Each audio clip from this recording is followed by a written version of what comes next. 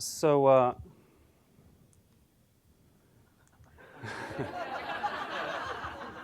so I have a long and personal and professional history with technology, one that starts here.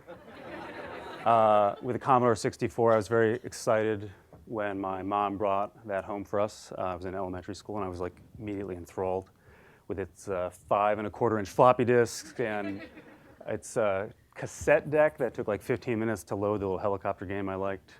And of course, as I got older and I worked in a variety of more sort of sophisticated technology environments in school and grad school and in industry as well.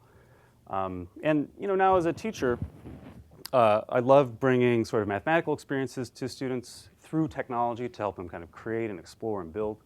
And these technologies do amazing things. My experiences with technology are rooted in a time when things were not so amazing. This is one of the few benefits of going home for Thanksgiving. I saw this picture on the wall and snapped it. This is me sitting in front of some kind of computer in typing class. Things were not so amazing back then. And like the experiences I've had throughout my life with technology, I think one thing has been pervasive, and that is this feeling of frustration with technology, of irritation, when technology doesn't do what I want it to do, what I expect it to do, what I tell it to do. And these experiences, which have been a part of every sort of technology environment for me throughout my life, have really shaped the way I think about and use technology. And I don't think my students have had these same kinds of experiences. So what I'm going to talk about tonight is just some ways that we can consciously get students thinking about the failures of technology and how to use those as teaching moments first, but secondly, how to help shape their attitudes about technology to a more sort of healthy mindset. For math teachers, if you want to talk about the failures of technology, there's no better place to start than the graphing calculator. Now, I'm not here to complain about how over the past 10 years, the price of every kind of electronic device has dropped dramatically, except for the graphing calculator, which is pretty much exactly the same price as it was. I'm also not going to talk about how there is a free, robust, elegant, beautiful, available alternative to the graphing calculator, Desmos, nor am I going to complain about how we are putting calculators into the hands of students far too early in their lives.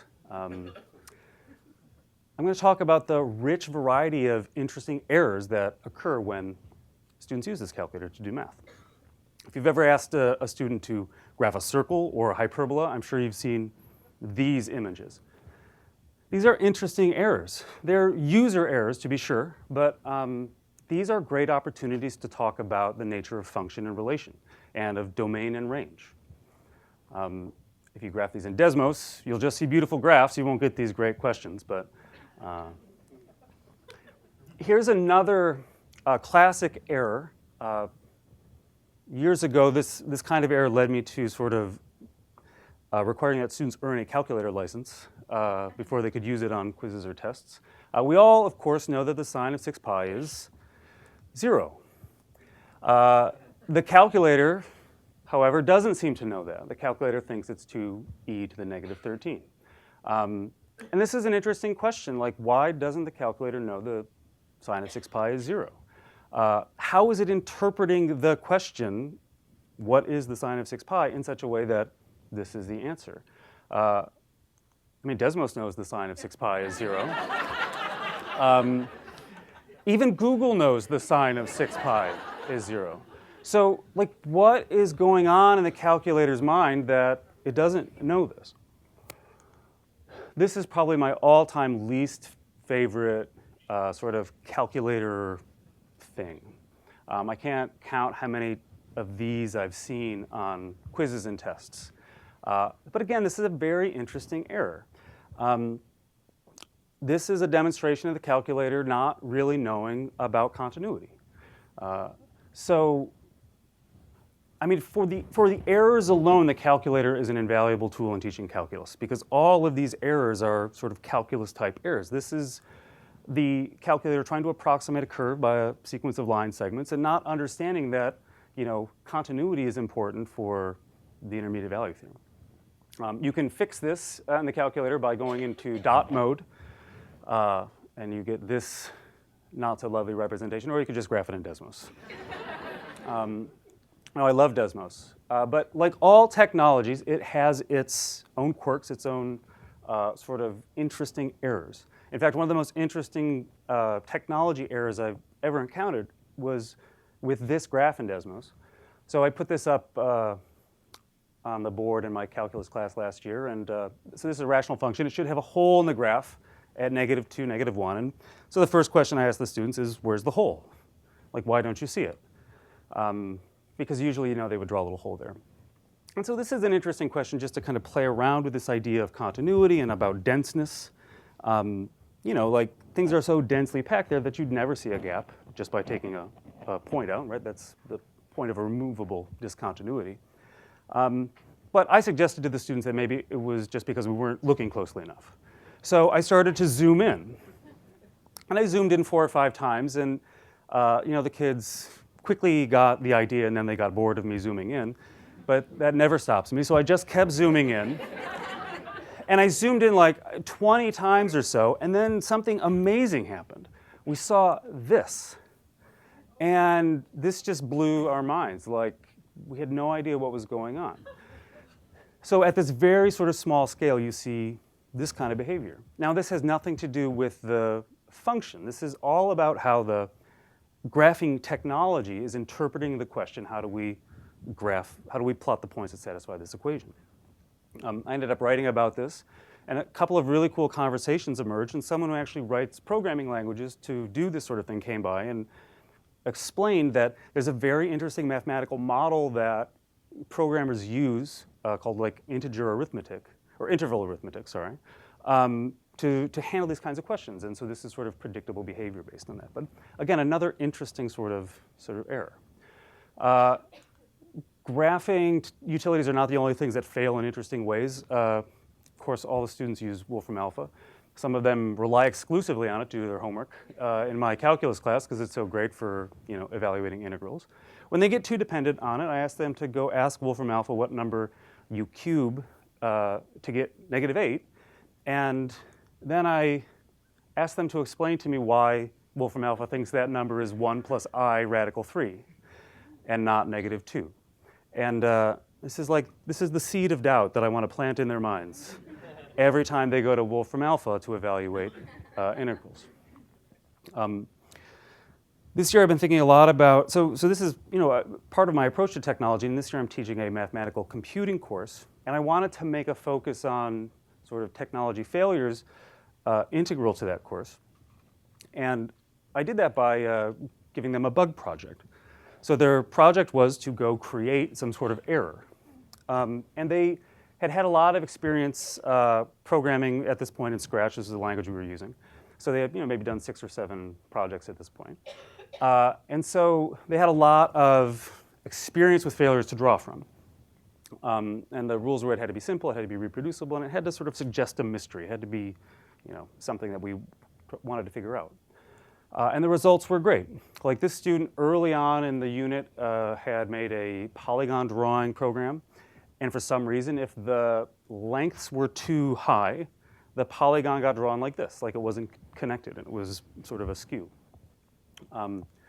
Another student here made a simple recursive program to draw this kind of cool sort of Coke-like snowflake. But you can see there's this erratic behavior every now and then that is not a product of the simple recursion that the student used. This student wrote a program. She wanted to paint the whole screen black, and she wanted to do it by making the sprite kind of move 1 block at a time and then sort of stamp like ink. And for some unknown reason, the thing ran out of ink right there. So, this was mysterious to us. This student wrote some very simple code that suggests that the cat should stop when it hits the red. And you can clearly see it's not stopping when it hits the red. So this project was a great success. Like first of all, it turned out to be a great summary project because the students were sort of working back through all of their projects from the unit, looking for, and like thinking about those experiences. It was very collaborative and fun. Like the students were trying to solve each other's bugs. Right? The whole point of this was we put all the bugs up on a forum, and the kids can go look at them and try to solve them. And I wasn't really thinking about this initially, but this is a great assessment because in order to clearly define and fix an error like this, you really need to deeply understand the system that you're working in.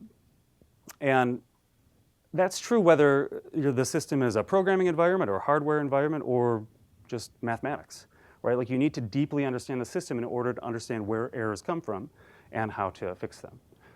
I think the two big takeaways for me from this project and just in my focus on technology's failures in general. First, these failures are teachable moments, and they're teachable moments of the very best kind because they kind of happen en route to something else. Like you're trying to get somewhere and this little obstacle pops up, so you already have this built-in need to try to solve this problem. And it's right at the boundary of sort of what you understand and what you don't understand, so you're naturally just trying to connect those dots. And I think secondly, it gets students consciously understanding that technology is fallible. Like it's the consequence of our choices. And I think that's important because I think students blindly trust technology in many cases. And by focusing on the failures, I think we can kind of shift their mindset about that. Because I think about stuff like this. Here's a student who has done all sorts of stuff right and has put zeros in 4 rows, and everything they've done should tell them exactly what number they should put in that red oval. And yet, they didn't. And we know where that -6 times 10 to the -13th came from. This is a student who got a 5 on the AP Calculus exam last year. And this student, and he trusts his calculator more than he trusts his own intuition about his work. And if we're producing students who trust technology more than they trust themselves, that's not a failure of technology, that's our failure. Thank you.